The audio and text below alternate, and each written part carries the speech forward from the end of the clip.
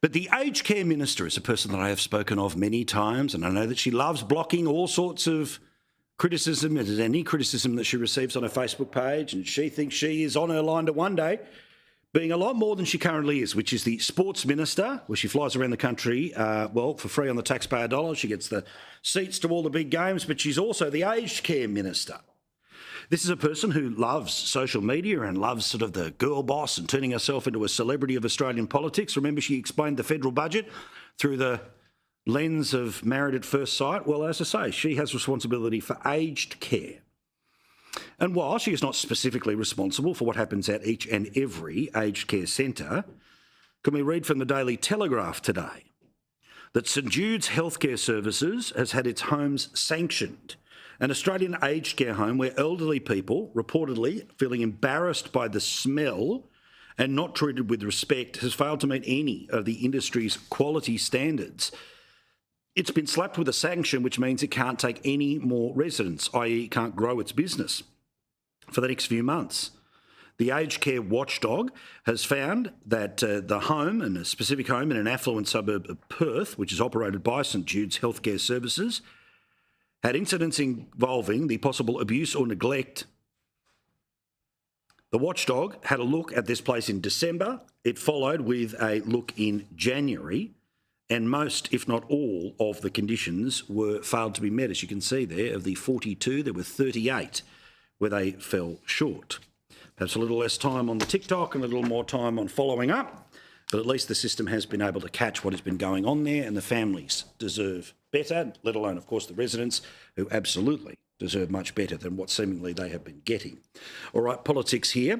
Now, it begins. The demands on a Prime Minister who is still basking in the glow of that record election win. It doesn't just set him up in Labor Party history, but Australian political history as one of the most successful leaders of the Labor Party. Now, one of the reasons I think they were able to get there was because the media was more than fine with them not telling us what the 2035 climate targets would be. You see, the 2030 targets caused big trouble for Bill Shorten in 2019. They had to pretend it was $275 and hundreds of thousands of jobs to get through the 2022 election. So they thought, bugger it, let's not deal with it at all. But the reality is, in terms of the left of Australian politics, the law that has already been passed for Australia to cut 43% of 1% of the world's emissions is not enough. And while those numbers of net zero are 2050 and 43% of 1% is 2030, Australia, of course, wants to host one of these climate conferences, meaning all pressure will be on the Australian government to up the number from where it currently is. Now, we know what the consequences of that when it comes to energy, and we all know what the consequences will be for things like industrial farming. But the election did not include this as a debate, a failure of the opposition to do so, but then again, it itself was not willing to say what its targets would be for 2035, so everyone just put it in the too hard basket. But instead of having the opportunity to have a debate and then have a vote on it, by not having any conversation, the number will simply just be set.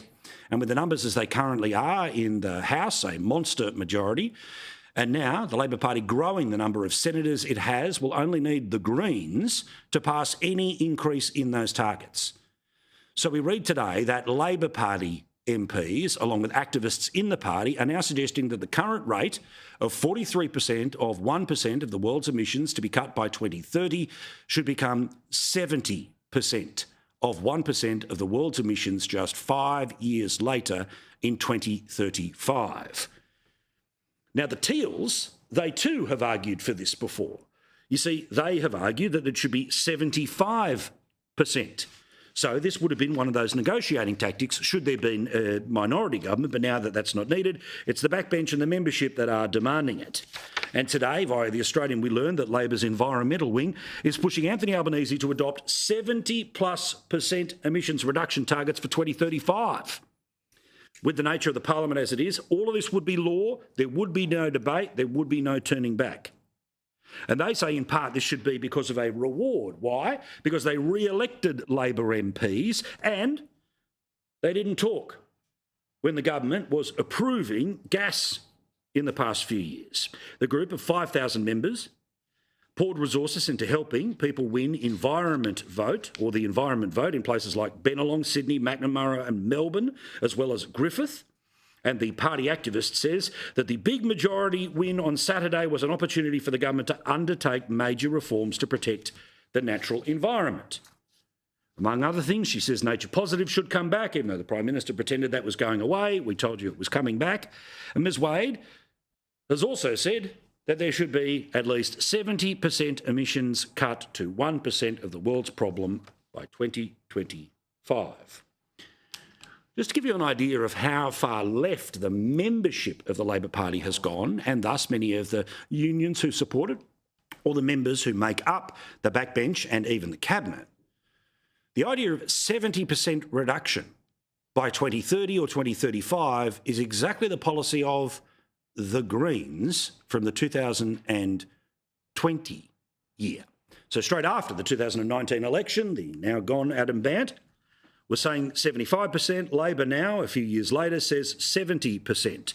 Put simply, while the Greens may well be diminished, and I'll get to that in a second, the things that they have believed in and argued for are now front and centre. And people who helped get the government a major majority on Saturday are now saying, time to pay up.